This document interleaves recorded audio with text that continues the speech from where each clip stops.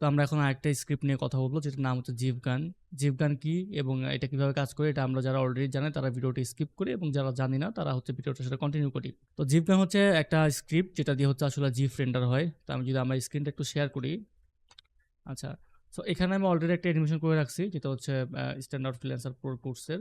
সেটা যদি আমি একটু প্লে করি, আচ্ছা এই যে মাউসটা প্রথমে এখান থেকে আসলো, মাউস কার্সরটা, দেন এখানে আসার পর একটা ক্লিক ইফেক্ট হলো অ্যাড টু কার্টে। তো এতটুকু আর কিছু না, এটা জাস্ট এভাবে চলতে থাকবে, যেটা জিপ হবে। তো জিপ ফাইল আসলে অনেকভাবে রেন্ডার করা যায়। তো এখন আমরা যেটা নিয়ে কথা বলতেছি জিপ গান, ওটা যদি আমরা একটু দেখি, তো ওটা রান করে আমরা উইন্ডোতে চলে যাবো। উইন্ডোতে যাওয়ার পর হচ্ছে আমরা এখান থেকে জিপ গান, তো এটা হচ্ছে জিপ গান। তো জাস্ট এত ছোট একটা জিনিস। তো আমরা যদি একটু সেটিংসে চলে যাই, তো সেটিংসটা হচ্ছে এখানে। আচ্ছা, তো সেটিংসের মধ্যে যেটা আছে সেটা হচ্ছে যে output, output to project folder, মানে প্রজেক্ট ফোল্ডার হচ্ছে এটা আউটপুট আমরা পাবো। রিসাইজ যেটা আছে রিসার্চ করার দরকার নেই, কেউ যদি চান যে ফাইলে যে রেসপেক্ট রেশিওটা আছে সেটা রিসার্চ করবেন, এটা মার্ক করে এখান থেকে করে নিতে পারেন। দেন ফাইল ফরম্যাট, কম্পোজিশনও যে ফাইল ফরম্যাটটা সেটা আমি রাখতে চাচ্ছিলাম ম্যাক্স কালার, ম্যাক্স কালার যেটা হাই যেটা ওটা রাখছি।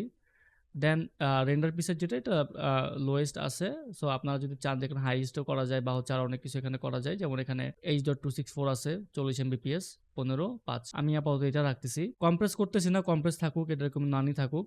দেন কিপ আলফা, কিপ আলফাতে যদি আমরা মার্ক করি, যদি মার্ক করি তাহলে যেটা হবে, এটা যখন রেন্ডার হবে তো ব্যাকগ্রাউন্ড একটা ডার্ক একটা কালার আছে, এটা যদি আমি এখান থেকে অফ করি তাহলে দেখেন এখন এটা হচ্ছে কি আলফা রেন্ডার, তাই তো? এখন আলফাটা দেখা যাচ্ছে মানে ব্যাকগ্রাউন্ডে কোনো কিছু নেই। তো এটা যদি আমি আবার অফ করে দিই তাহলে আমরা যখন রেন্ডার করব তখন ব্যাকগ্রাউন্ড যেটা ডার্ক ছিল ওইটা থাকবে। দেন এখানে যদি একটু আসি, এগুলো যেটা আছে ফার্স্টটা রিসার্চ করার দরকার নেই, এগুলো আমি কিছুই করতেছি না, এইভাবে রাখতেছি। দেন সেভ ভিডিও কপিটা থাকুক। ইনফিনিটি লোপ, ইনফিনিটি লোপটা মানে হচ্ছে এখানে যে অ্যানিমেশনটা যেটা হবে এটা বারবার অটোমেটিক্যালি প্লে হতে থাকবে, এটা শুধুমাত্র এরকম হতে থাকবে, এটা থেমে যাবে না। অনেক সময় হয় না যে একবার অ্যানিমেশন হওয়ার পর থেমে গেল, এটা থামবে না, এটা অটোমেটিক্যালি চলতে থাকবে। তো ইনফিনিটি লোপটা আমি এখানে রাখতেছি।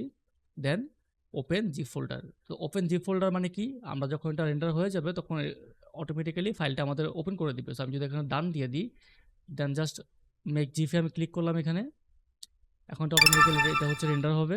রেন্ডার হওয়ার পরে ফাইলটা আমাকে ওপেন করে দিবে। এই যে ফাইলটা এখানে ওপেন হয়ে গেছে। না আমি যদি এখান থেকে চলে যাই ভিউতে, যদি লার্জে যাই, এই যে এটা আমাদের জিপ ফাইল ছিল, এটা যদি সাইজটা আমি একটু দেখাই মাত্র 219 কেবি। তো প্লে যদি করি আমি এখান থেকে, এটা হচ্ছে ছবি, এটা হচ্ছে এরকম ছিল। তো এটা জাস্ট প্লে হতেই থাকবে। তো এইভাবে আর কি মূলত জিপ ফাইল আমরা রেন্ডার করতে পারি জিপ গানের সাহায্যে। জিপ ফাইল রেন্ডার করার অনেক ওয়ে আছে, অনেকভাবে করা যায়, বাট জিপ গান যেটা আছে এটা সবচেয়ে ইজিয়েস্ট ওয়ে এবং খুব ফাস্ট কাজ করে এটা। তো ভাবতেছিলাম এটা একটু শেয়ার করি।